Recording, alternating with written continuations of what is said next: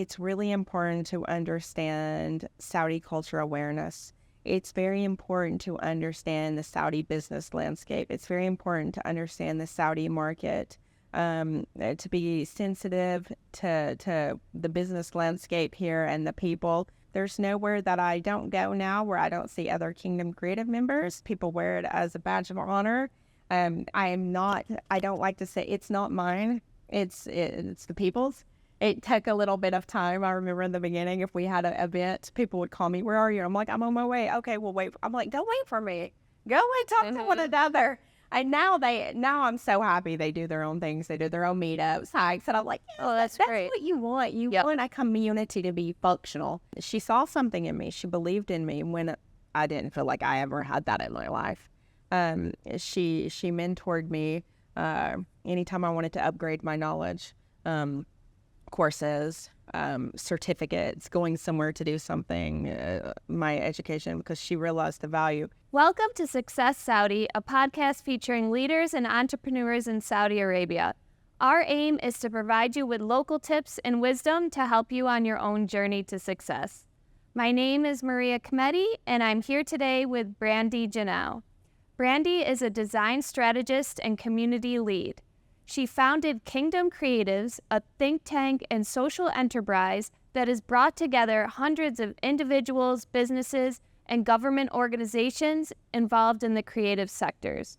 Brandie is a recognized voice in the business and design community, often speaking at forums and conferences, and she's currently the head of community at Mashtal Community House and Creative Incubator in the Diplomatic Quarter in Riyadh.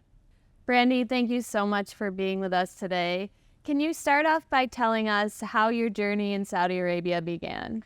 Well, that's a big question, but it's a good one. I have been here, actually this November marks my 16th year in Saudi Arabia. It's hard to believe that life goes by pretty quickly, especially when you're busy and trying to do things. I've been doing my entire career in Saudi Arabia. I started working, well, as you know, I had Smug before. Yes, as we all know. Smug was my first business and my first brand, where I focused on accessories and little things like that with cultural and heritage of Saudi at that time. And then after that, I was working at a design studio.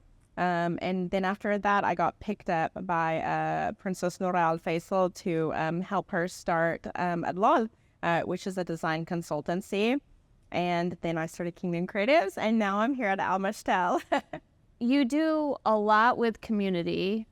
Can you give us some tips on how to connect with like-minded individuals here in Riyadh specifically? I will say that I've not always been the most community person, the most active person. I was naturally an introvert.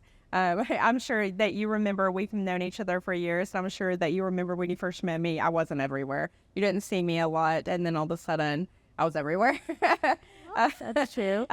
It's really it's a learning process, like anything, like learning to public speak or anything like this. It's something you have to practice. Artists practice drawing, interior designers practice their craft. Networking, community, all of these things are learned practices too. I started out understanding that for the goals that I had for my personal self and my career, that I needed to stop being so shy. I needed to stop waiting for people to come to me. No one's coming to you. You have to stand up and kind of take those choices yourself and make things happen yourself and meet people yourself. I would go to events. I would go up to people. I would introduce myself. Now, that was hard for me. I know it sounds silly, but I really struggled feeling like, you don't have a lot of value to add, or why would you do this, or why did this person need to know you? I started just going up, "Hey, I'm Brandie, blah, blah, blah," and eventually it becomes something that's very natural for me. I don't feel shy anymore after a while. So yeah, get out of your comfort zone, go to different places, go to different events, introduce yourself. It'll come naturally after a while. Are you still an introvert? I like to say that you're going to hear this a lot during this interview, but I like to think of myself as a hybrid person with everything these days. I always say that I'm the most social, non-social person ever. So was there a certain point in your career where you realized, okay, I need to start making things happen for myself and push myself out of my comfort zone. Do you remember when that was? Absolutely. I think that there come a point where I was working before with the law, and there was a lot of opportunities that I saw coming. Obviously, I've been here before the changes of the country. I've watched Saudi Arabia blossom, and during that time, I saw that, actually, Brandie, you have a chance to make an impact. You have a chance to help build these industries. You have a chance to do something. And you know what you're doing. You've been here. You've seen everything. You've been part of this. You're not a newcomer coming in. And do you want to step back behind the scenes and to think about it? Do you want to talk about it, or do you want to stand up and do something about it? And I knew at that moment that it was important for me to get out of my comfort zone. If I want to do these goals, not just for myself, but for the people in the community, for the things that I've been working on, so that it's all not just for nothing, there's some sort of impact in that. To do those things, sometimes you have to force yourself out of these comfort zones and kind of take those actions. And do you have any tips as far as pushing yourself out of your comfort zone? Like when you first started, I'm sure it was awkward. Like, is there anything that you could tell us that might help those of us? So just so you know, I still have those moments constantly. I am comfortable, obviously, today because I know you. I'm comfortable with you, and we kind of have a good banter and vibe together. This is nice if you get the chance to do that. That's a great interview. But you never really know the person you're talking to. You don't know how much they've studied you. You don't know the kind of the questions that are coming.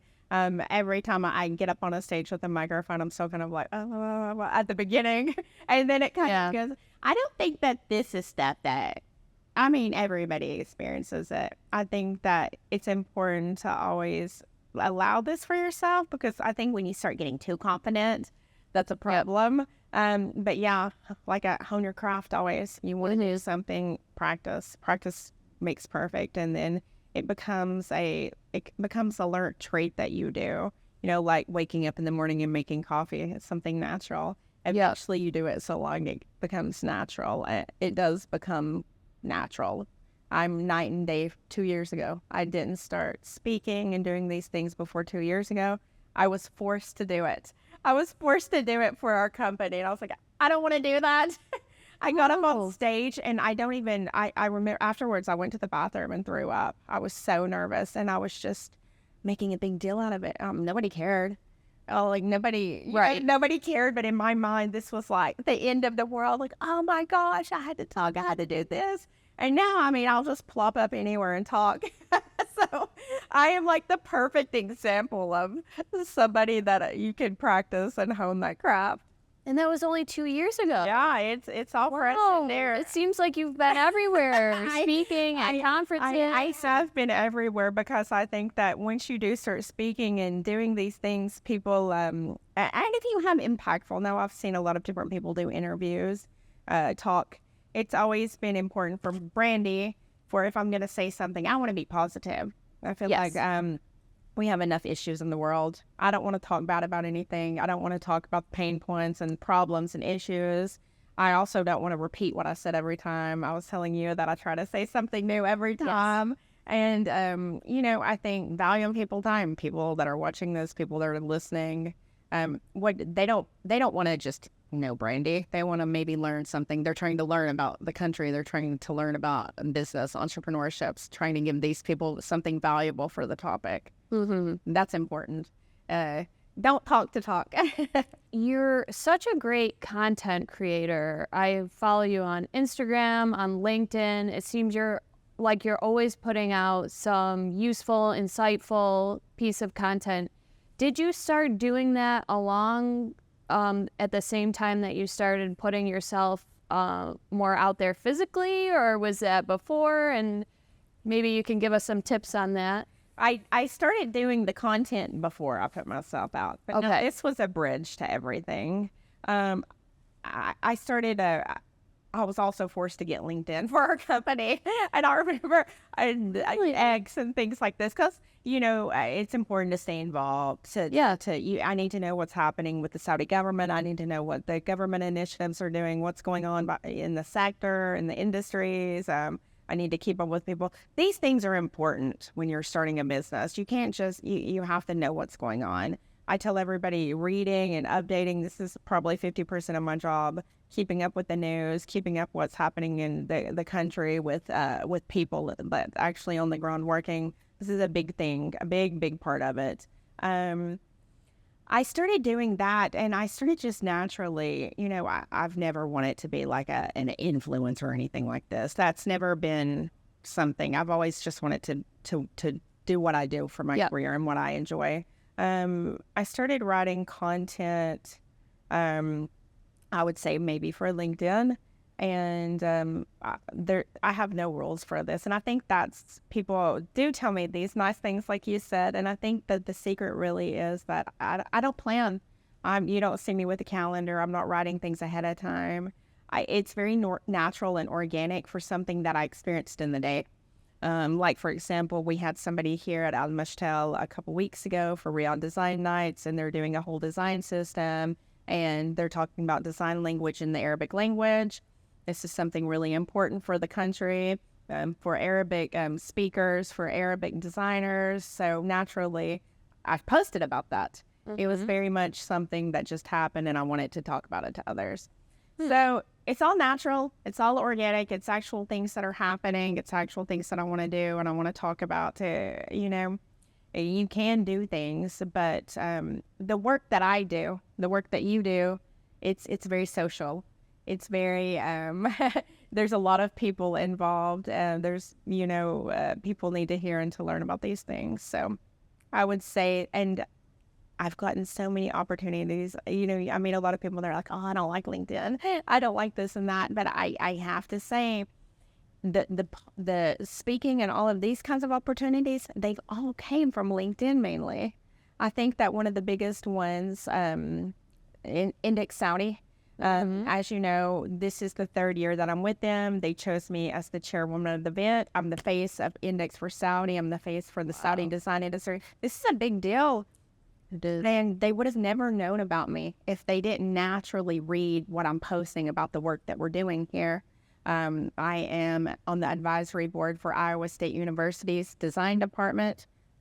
This is a huge honor. How did they know about me? They knew about me because of LinkedIn, because I'm talking about the work I'm doing in Saudi. I'm talking about the research. And this is interesting to young designers because as designers, they want to go and they want to work in the field, in the world. They want to do these things. So to have somebody to tell them, hey, this is my journey. Yeah. And I mean, going from America as a young designer, I started my career in Saudi Arabia. And to watch, I've had to mold into, I went to school for design strategy in Chicago. I came here and everybody's like, well, what exactly do you do? And I'm sure that anybody listening that works here in Saudi Arabia, or that has worked in Saudi Arabia, you don't just do your job. You have to mold into the role because the needs in the Saudi market and a country that's growing, it's not the needs of what's in France or Spain or America. These are different needs. So I've kind of just had to mold into this special type of designer, which is interesting for young designers, and that's nice. So all the content was the bridge to speaking and the opportunities.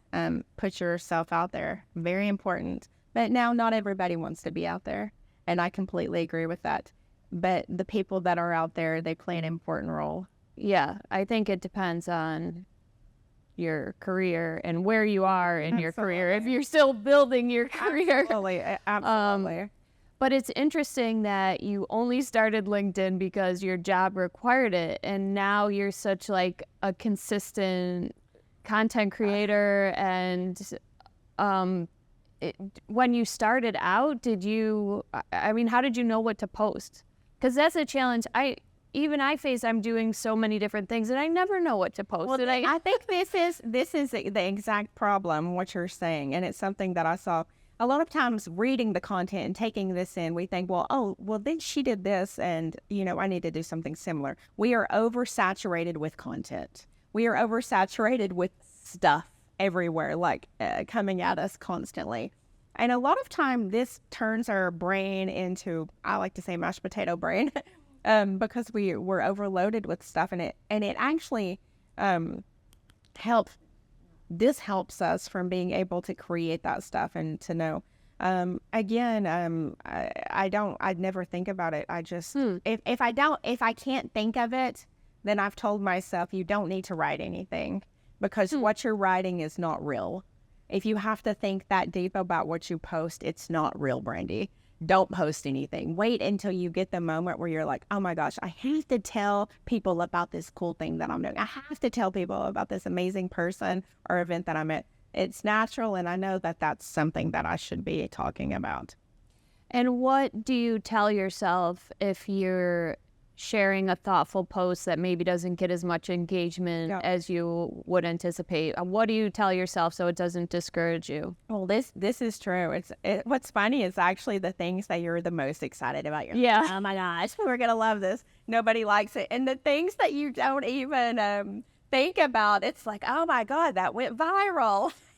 So True. I don't now on Instagram. I like that you can change it so that the likes aren't there. I wish that you could do this on LinkedIn. I do think that people, especially like the new generation, now we were born whenever we saw social media. Millennials kind of saw that shift. Younger generations, this is all they know. And so I will hear them, they'll say, well, how many followers do they have? How many likes does it have? And I'm like, but they don't know any better. I don't think about these things. I don't care. I'm not like a big famous influencer or anything like that. That's not my goal. My goal is just to be like one of the little bees out doing the work, collecting the honey. Having been here for 16 years, what mistakes do you see newcomers making when they come to Saudi? This is one of my favorite questions, actually. Yeah? Yeah.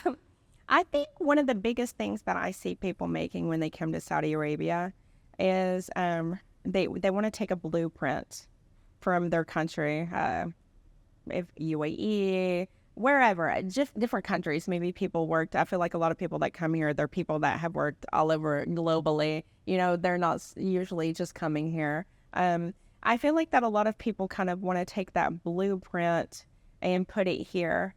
It's really important to understand Saudi culture awareness. It's very important to understand the Saudi business landscape. It's very important to understand the Saudi market, to be sensitive to the business landscape here and the people. Time, for example, time in my country is different from time here.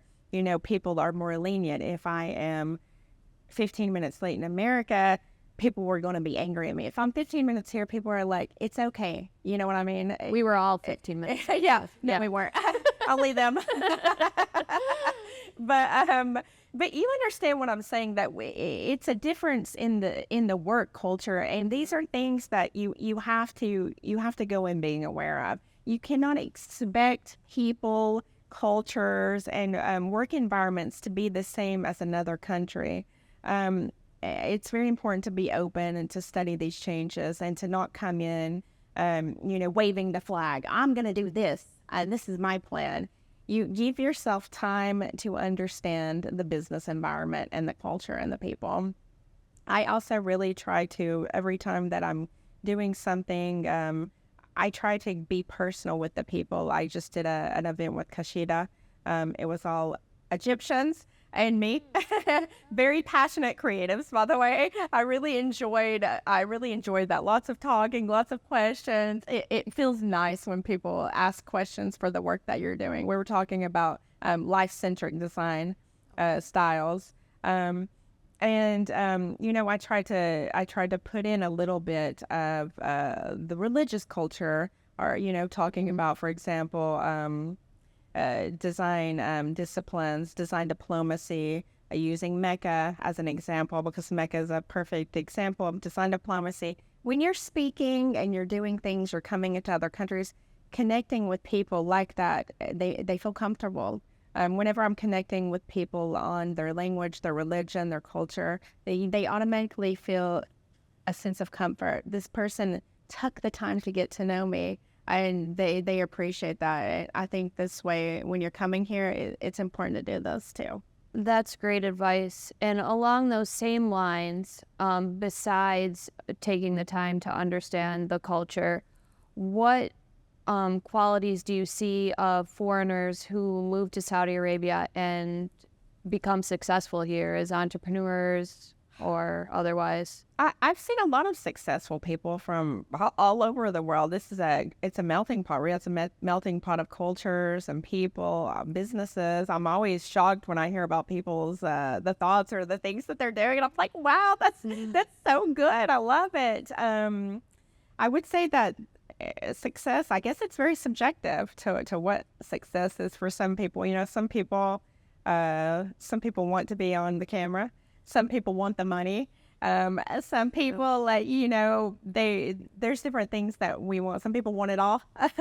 It's a subjective kind of thing. I think that, again, practicing your craft, you need to decide what is success to you? What does that success mean to you? And, I think really work hard to get it. Surround yourself with people that you think are successful, are the kind of people I love for it to be surrounded by people that are much higher than me. They make me work hard. They inspire me. I hope that I always like to be surrounded by these people. It's important. They make you go on LinkedIn. They make you go on LinkedIn. Push your boundaries. Exactly. From your experience with new entrepreneurs who are not necessarily design-minded, what are some simple things that they can do or consider to more effectively design their business, and what results could they expect from doing that? So as a design strategist, I love this question because that's exactly what I do. Every time I tell people this, they're like, but what kind of design? And I'm like, strategy. They're like, yeah, but what do you design? And I'm like, I'm a design strategist. They're like, yeah, but what? And I'm like, it's very hard. It's kind of a niche thing, especially here. I'm pretty sure that I was the first design strategist in Saudi Arabia, proudly. And that's what we do. We design businesses. We teach businesses how design can work for them, what they can do, design, whether it's community, design workshops, design business plans, design service management and mapping. All of these kinds of things are exactly what we do. A lot of people think that design means more aesthetics, graphic design, architecture, these kinds of things. Design is actually, there's nothing in the world that's not been designed. Everything. I mean, if you think of I'll use this example. There's a plant here, and obviously plants need room for water, for food, for sunlight, for growth of the roots. So a designer had to build this to build something that is aesthetically pleasing, but also something that works for it. Your magazine, DQ Living, designed in the content. You designed the questions to talk to me. This chair was designed. Camera has been designed to actually work, to film things. Everything in the world is design. It is the most important job and industry in the world.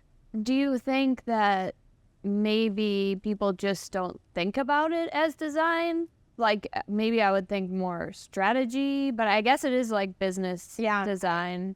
Exactly. I think that it's like this with everything. I mean, again, people don't know what they don't know.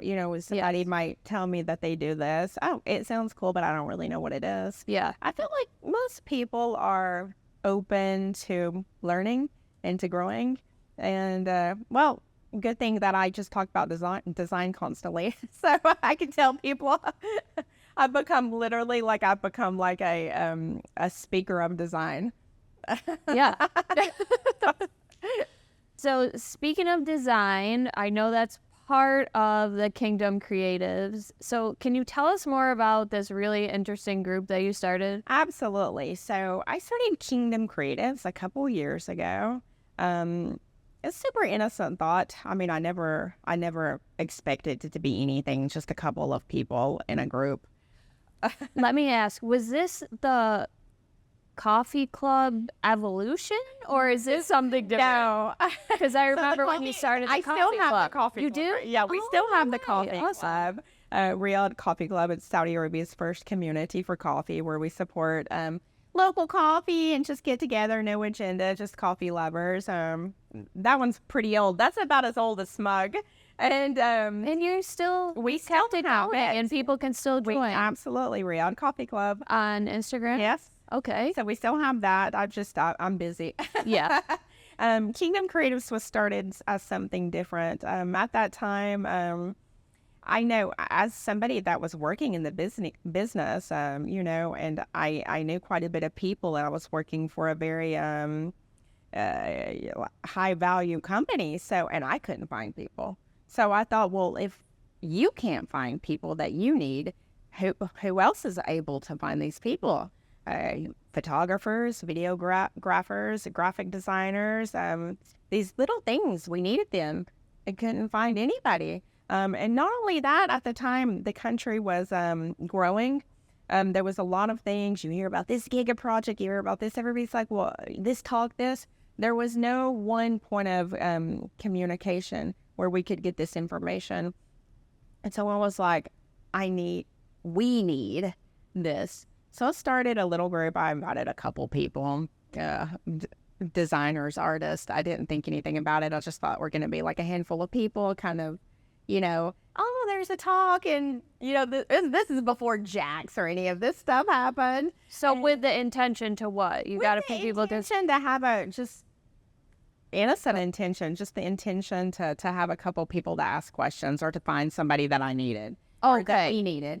And then as a resource for each other. Yeah, a resource, a resource hub. You can say that. And it just kind of, and it started getting to where people would be like, oh my gosh, can you add my friend? Oh, I know this architect. And it just started, people constantly started asking me to add them. Oh, I heard that there's a creative community. There was a hunger. There was a hunger for community. There was a hunger for and this is now Kingdom Creatives is, it's the only Saudi-based community for creatives.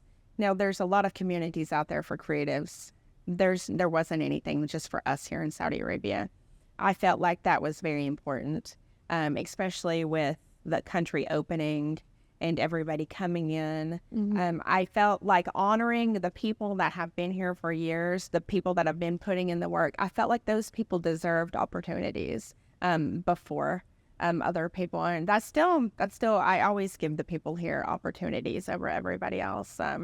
You've been here, you're a Kingdom creative. You've been here, you've been putting in the work in the creative sector. You've been architecting these industries. You deserve these chances before other people. So yeah, that's how it started. And now we are about, I think, 715 of us. It's naturally evolved. I have people constantly asking I've heard about this group. There's nowhere that I don't go now where I don't see other Kingdom Creative members. People wear it as a badge of honor. I don't like to say it's not mine. It's the people's. It took a little bit of time. I remember in the beginning, if we had an event, people would call me, where are you? I'm like, I'm on my way. Okay, well, wait. I'm like, don't wait for me. Go and talk to one another. And now I'm so happy they do their own things. They do their own meetups, hikes. And I'm like, yes, that's great. What you want. You want a community to be functional. You want it to take flight. You want it to have its own air, breath in it, and to breathe and to have a life of its own. So this is nice, and I do try to coordinate to keep things active because my friend told me last summer I wasn't doing a lot of things and I was busy. You get busy with life, and she was like, Brandie, she was like, if you don't do things with the community, it's going to become a group and it's not going to be a community. And I thought about that, and I was like, she's absolutely right. I have to keep the focus and continue making sure that people have a place to go. They have something to do, and they're getting the attention that they need. So it started out as a resource hub, and then you found out that people were also eager for community, and it's totally evolved. So at this point, what does it consist of? Is it a WhatsApp group? So that's one thing about, I'll tell you all something very important, and I'm sure anybody here in Saudi, you're not going to get a community here that's not on WhatsApp. This is just the reality of the country. In different countries, some people have Slack communities, some people have website communities. Again, going back to understanding the business landscape in Saudi Arabia, this is a perfect example. Don't try to come here and do something in your country that works, because it will not work. This is a WhatsApp community, and people are not going to jump through hoops to do anything. It's easy access. Now, we're not just a WhatsApp community. We have a website, we have social media, we meet up, we are very active, people do things. So. And how is it structured? I mean, you're working full-time, you have all your other endeavors. Well, wow. Kingdom Creatives is a full-time job. It's a full-time job, just making sure everything goes smooth. We don't have a lot of issues or problems, but, again, being positive and making sure things stay on track is important. Little things like posting a poll to see where is people's background, keeping things interactive, asking a question here and there. It might not seem like much, but there's a strategy to this. There's, keep people active, keep people talking, keep people discussing, keep people like, I don't agree with that. That's wrong. Well, this is why I agree that these conversations are important. This is the life of the community, to keep it going. And honestly, the in-person meetups too.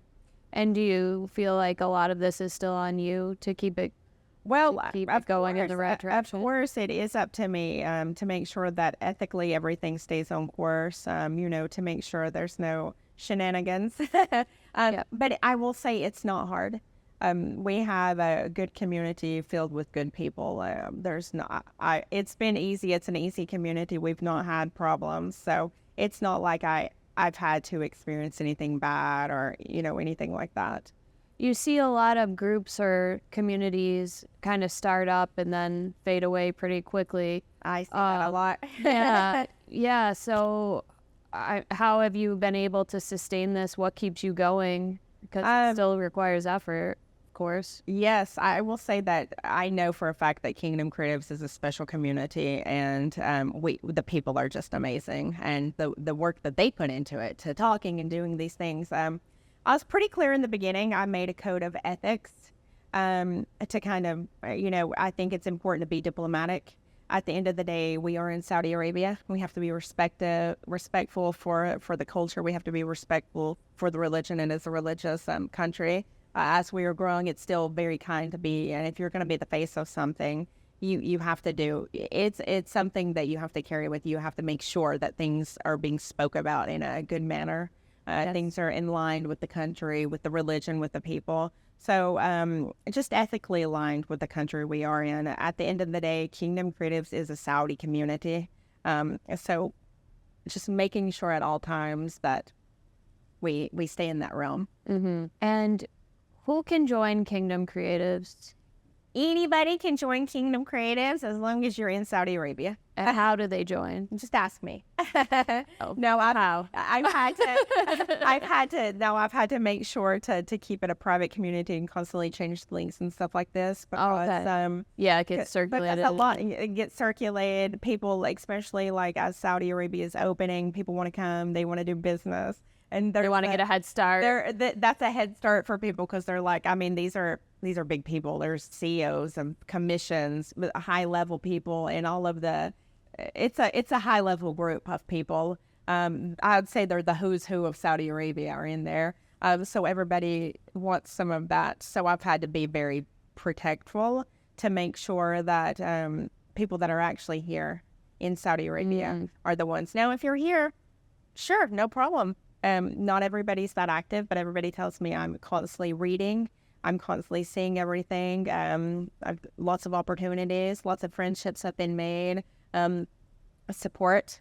I went to, I had a talk with Web3 with a Chinese company, actually, and they were doing, and another company here in Saudi, talking about the blockchain for the creative sector.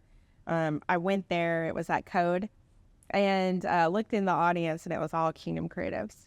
And she was like, wow, I'm so happy they come. And I'm like, it's heartwarming, truly. They really always show up. They always support. And I continue to do that because whenever I go anywhere, they come for me. I go for them. And this is important to switch the time and to support one another and to kind of be there for one another. And this is what makes that community very special. I really love that community and that people. It's true because it's pure. It's something very pure. And like you mentioned before, if I'm a small business, for myself personally, I work with a lot of freelancers, and I'm always hiring people for one-off projects on the major sites like Upwork and Fiverr and all of those. How do I find somebody locally? Well, I would, thank you for asking this question. I would prefer for you to find somebody local because these sites like Fiverr, I was just having this conversation yesterday, so you've summoned it again. Sites like this are actually, they water down our industries. When someone can jump on Fiverr and hire a logo designer or a picture editor for $10, you're taking away from somebody professional who this is their career. This person went to school for this. This person they know what they're doing. You know, they're coming to the table qualified. These sites have been really bad for our industry and for pricing, trying to compete with people that are selling stuff for $10.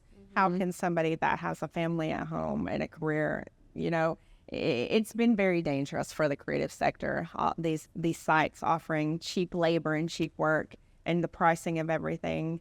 But I would say that freelancing in Saudi, some people get lucky. It's not easy here to have a small business. It's not easy to be a freelancer here. Now, we do have something called freelance.sa, which is the government helps freelancers. You can sign up for that. You can be part of it. You can get a free CR. Unfortunately, it's only for Saudis. So everybody else kind of has to go their own way and do their own thing. Maybe it'll change in the future. We'll see how that evolves. It would be nice for us, for freelancers, to be able to be aligned with the government more and everything that's happening, and to be legal when they're working for somebody, because people want to hire people that have their CR and stuff like this, you know. Right. I would say that, especially now, the thing with Saudi Arabia is that because we are building these industries, you know, the government is putting in a lot of money to build them, to artificially build them. I think that, you know, you hear a lot of things on TV, sports washing, music washing. The reality is that that's not what it is at all. You have to artificially build industries when they're not there. So they're giving you a head start to push it, but they're fully wanting the people to take over. I mean, you know, that's the plan. That's the strategy of the country, for people to take over. But as they're building businesses and things like this, a lot of people, it's a big job. So a lot of people are bringing in big corporations to handle those jobs. So I do think that the freelancers sometimes get lost in the mix of all of this when people are like, well, I don't want to hire just one person. You know, I want to hire a company that can take over everything and do the whole job for me. This is still this is a good topic that we still need to talk about more and to work on. But I think that they struggle a lot, the freelancers. But for your question, for the DQ Living, you can always ask me. I've got 715 creatives ready to work. Yeah, and not necessarily DQ Living, but anything else I'm doing, any creative project. I don't have enough work to hire somebody to do it, but I do need something done. So I'd love Yes, a lot of people don't feel like they have a lot of work, but we have a lot of people that they need the jobs. So one job, one project, it's important because it's hard to find these projects here. Well, I wonder if this is also answering my next question, but I'll ask it anyway. What are the most ubiquitous pain points that you see amongst freelancers and entrepreneurs in the creative community? Well, yeah, it's pretty much the same thing. I think just finding your place.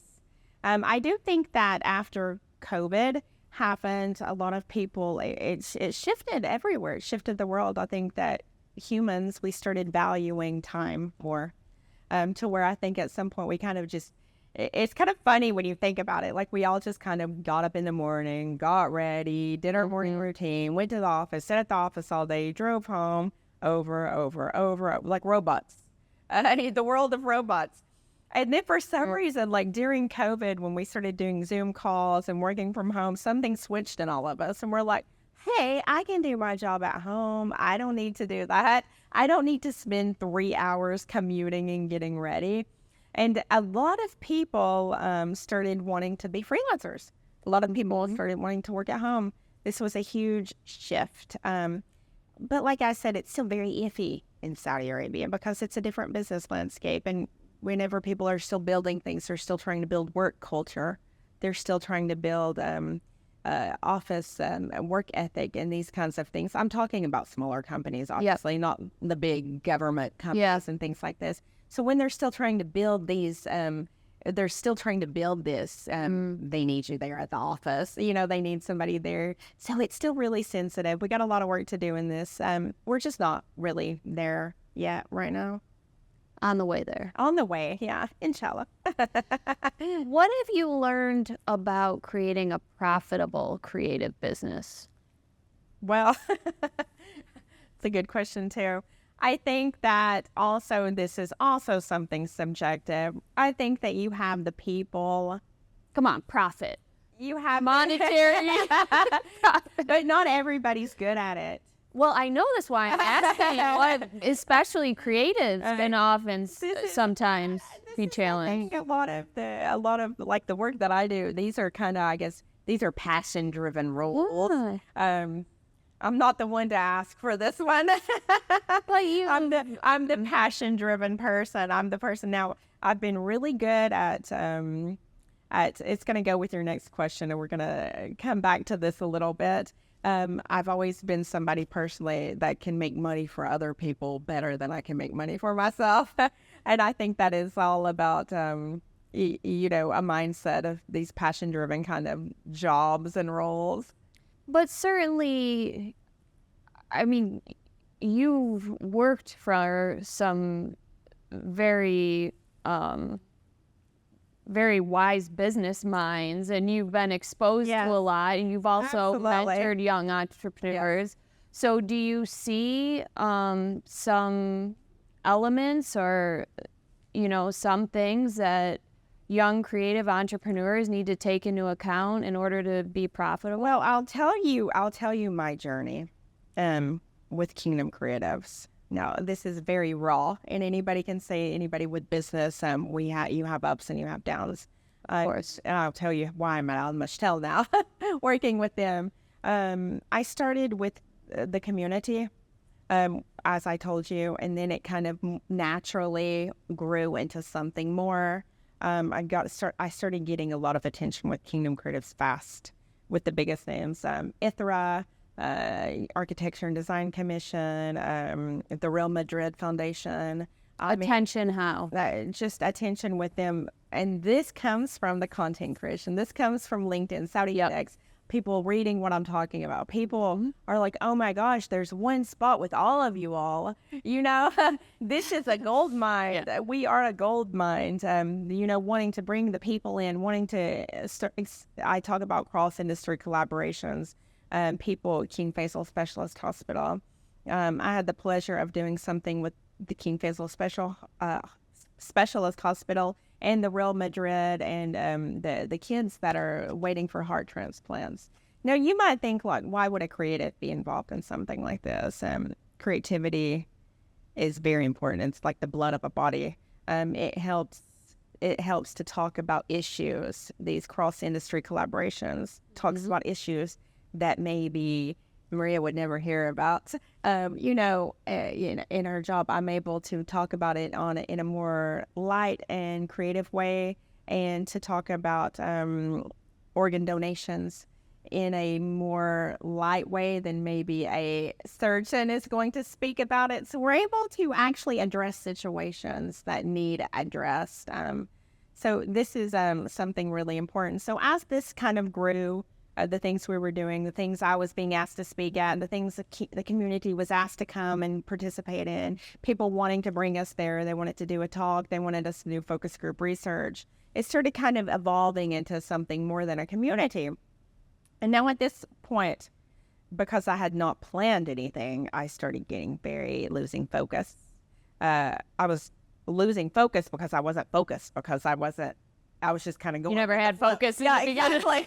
I was just going with the flow, and then I started thinking, well, kind of mixing what I do as a strategist and advisor for things into Kingdom Creatives. Oh, Kingdom Creatives has 2 tiers. We're community and we do this, but also I am an advisor and I do this and that. It never felt right to me.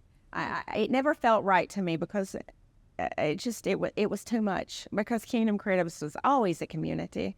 It was always, I've published some of the first research in the country based for the Saudi creative sector. Wow. They're both for free. You can find them we have a knowledge vault, that I call it, with all of these free roundtable reports, white papers, and things like this. This is all about the creative sector in Saudi, from people that are born here, actual research in the field. That's something special about the community. The community offers that kind of things. It offers research and insights into what's happening. Do you mean individuals within the community can create? No, I mean that I held focus groups. Oh, okay. And got this research. I held focus groups, recorded it. I coded it all. I did everything, and then I published the research. This is real research. Oh, wow. And you're able to do that when you have a community there, and because it all is new, and people they always take part. They always show up. Oh yes, they always answer my questions. We've done a lot together, thankfully. But I was kind of realizing, and I was like, I don't really like mixing Brandie in the community. And I don't really want the community to be something that is people paying for it. It just didn't sit well with me for some reason. And I've really kind of been at the place where something doesn't, if it's not a yes, it's a no. Yep. So I told myself, and then I kind of removed myself, again, back to the money. I'm not chasing the projects, invoicing. When you are the kind of freelancing, you never know, am I going to have a good month? I'm going to have a good 6 months. Am I going to have a bad year? This is scary and terrifying. And I just realized at some point, I don't enjoy that part of it. I don't enjoy chasing the project. I don't enjoy anxiety, thinking that I might not, have a project for 2 months. I just was very, I was unhappy with this aspect of it. I decided to focus on what I started it with. Kingdom Creatives is a community initiative. It's something for the community, and that's it. I removed Brandie from it, and I was like, I want to, and also the work that I want to do. As you know, I've started with Mashtal. I'm the head of community, and I work a lot with the business health of the business as well. Now it's an incubator.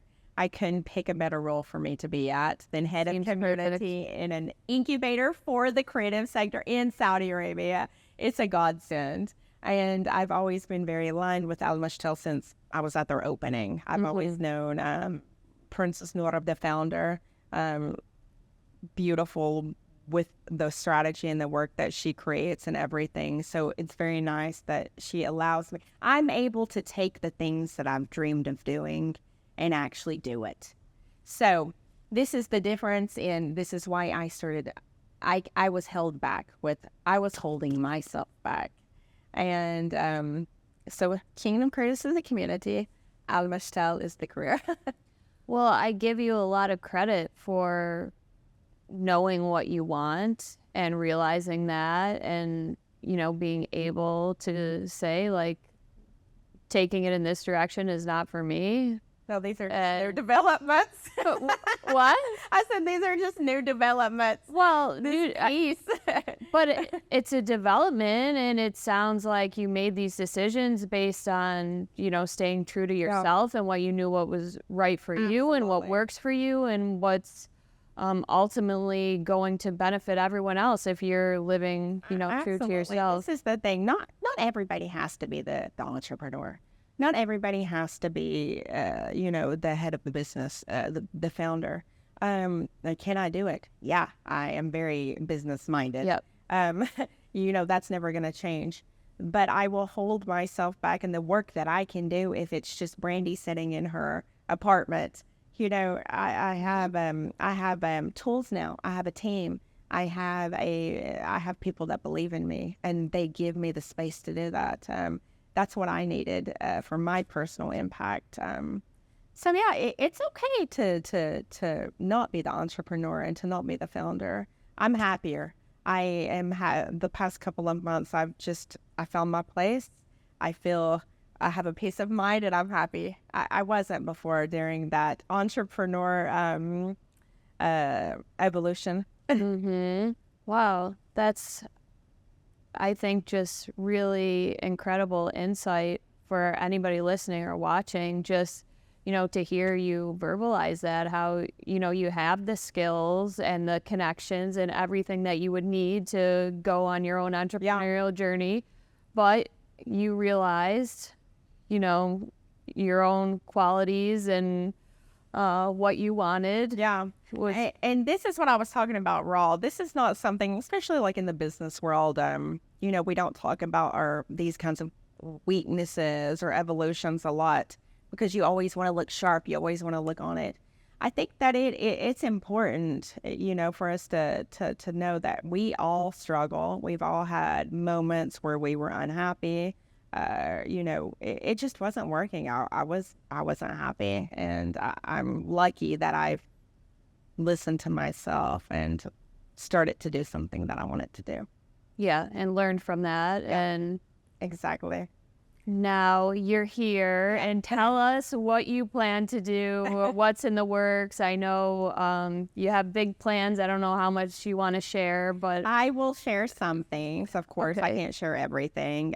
We work with many partners. We work with the government quite a bit. I mean, of course, as an incubator, and as we are growing the sectors and all these creative industries, it's, again, very aligned with the government.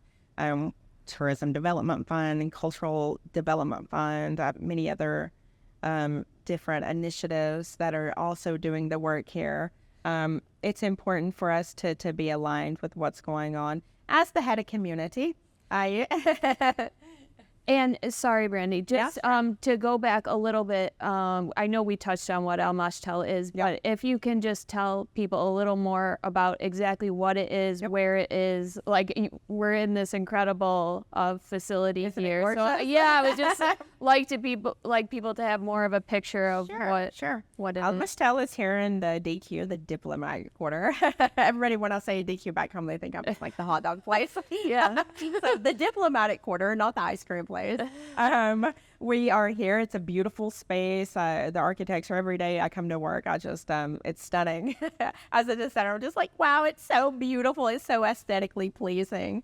And there's so many things happening. We always have something going on.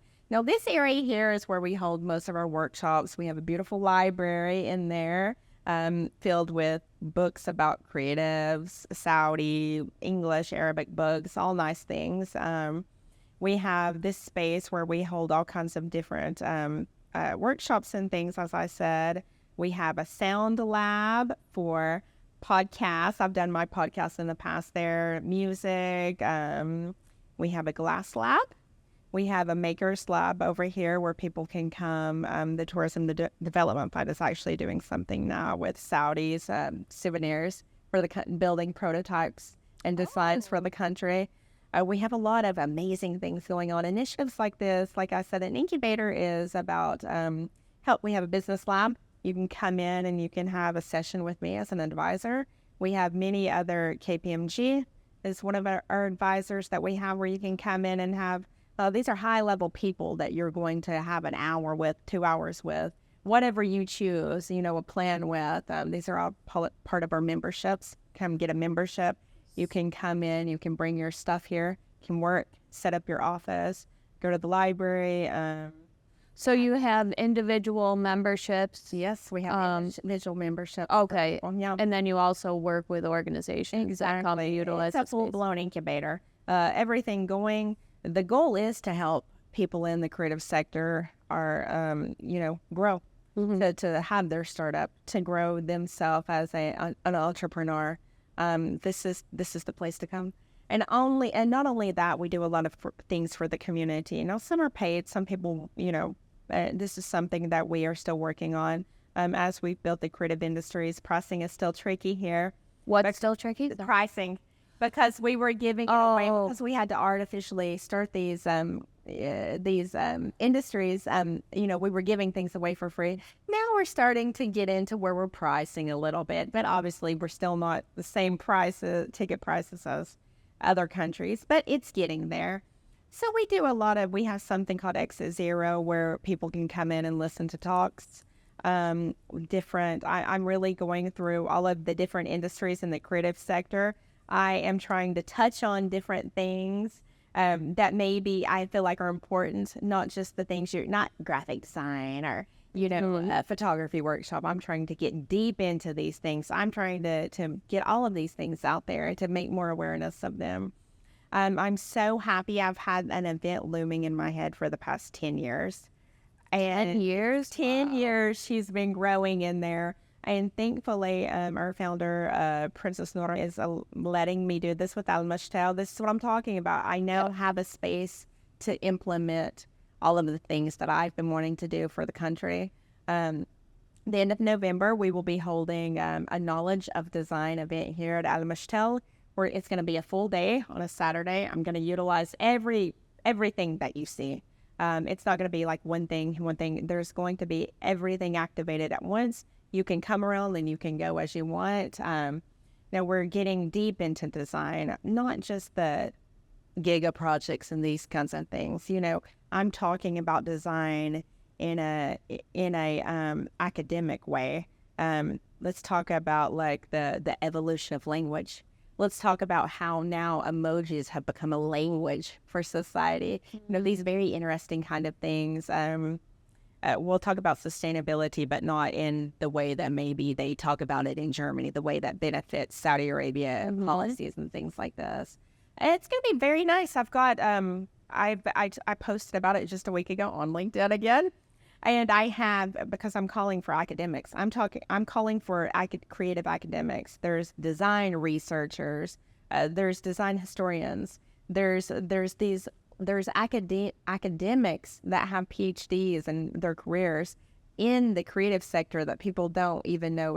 Strategist, these are people that are publishing research. They're the ones sitting in the lab for hours doing things that they don't get a lot of attention. But these are really like they're important for the industries. These are the ones that are making sure that there's a book about design research or, about, think of the Najdi patterns. Designers are documenting these things. They're documenting the colors of the Sirigat. These people are very important for the creative sectors. And this event, they will be speaking. They're going to be the ones talking, and everybody's been reaching out to me. I'm a professor at King Saud University, and I'm just like, where have all these? Every time I think I know people, I realize I know nobody here. Everyone's coming out of the woodwork. And I'm so excited. I'm so excited to do these things and to meet these people and for everybody to come and be part of it. And so, we have that's just one thing I'll talk about, but we're about to launch our website here, our new website in the next week or two with our new memberships. Feel free to follow us on LinkedIn, on Instagram, our website. Contact me if you want quick insights about everything, to come and look, to have tours, to do your workshop. I want the country, I want our creatives, I want our non-creatives, I want everybody to know the work that we're doing, to be part of the work. Amazing. It sounds like really exciting times for you and for Mashtal. Absolutely. And I can't wait to see how the event develops. And of course, you guys are invited. You're joining. You're coming. Thank you very much. I wanted to ask you, what have you learned from your mentors here in Saudi? So I would say that my biggest mentor was my friend, ex-boss. I think of her as a family member, Princess Nourah AlFaisal. As you know, she's the founder of Adlaw, Noon Jules, working with the Saudi Cup, doing many things. I got to experience all of these things with her. Princess Nourah AlFaisal was very important for Brandie, for my career. As someone that was young in their career, and I'm not talking about age, I'm talking about young in your career. As you know, being C-levels, all of these kinds of things, founders, this is something that you don't get until like your mid-30s plus. This is something that takes a lot of work, a lot of blood, sweat, and tears, as they say. So I was still young in my career because I wasn't there yet. She allowed me to make mistakes. Making mistakes is important. I failed a lot. I made many mistakes. I was never screamed at or yelled at or, why did you do that? Or you did this or that. It was always like, you made a mistake, you owned up to it, you fixed it. If you get, I know this is rare, but if you get somebody like this, it's nice because you feel like, I've acknowledged that I've made a mistake. I will do better next time. And there's just something about this that personally helped me grow. And you want to do better for these people that she saw something in me. She believed in me when I didn't feel like I ever had that in my life. She mentored me anytime I wanted to upgrade my knowledge, courses, certificates, going somewhere to do something, my education, because she realized the value. If Brandie is more educated, Brandie can bring that here to Adlaw. She can teach us, but not only that, she knew that I was going to be somebody that influenced a country and the people, and she invested that in me. So this was I'm thank God every day for her and for that entire experience and having one person to believe in you. This is why I've mentored. I've mentored in over 20 countries. Not even young designers. Sometimes they're older than me. Maybe they like that. Oh, she's publicly speaking well. I want to do that. There's always something that you see in somebody that you want to do. I always say that a mentor is kind of like a psychiatrist. They're not for everybody, so try them out and see if you get the good vibe. Yes, if right. This is something that you want to. This is why I think Kingdom Creatives is so important for me and giving back, because I was like, I can't begin to tell you how nice it was to have one person that I really felt like believed in me and saw something in me. And I work every day to try to do this for other people. Wow, that's amazing. So she really saw something special in you from the start. Yes. It's important to give back for everything. I always say there's a lot of takers in the world. Business world, there's a lot of takers. It's be someone that is a giver. You're a doer and you're a giver. Don't just be the taker. Well, you're certainly giving back a lot to the creative community, to the country. So it's really inspiring to learn a little bit of the backstory on that and how Princess Nourah believed in you. I have got lucky. I'm in a good place, and I honestly, I'm very blessed. As you say here, Naseeb, for my path.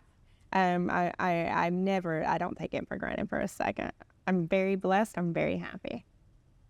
Well, thank you very much, Brandie. Thank you.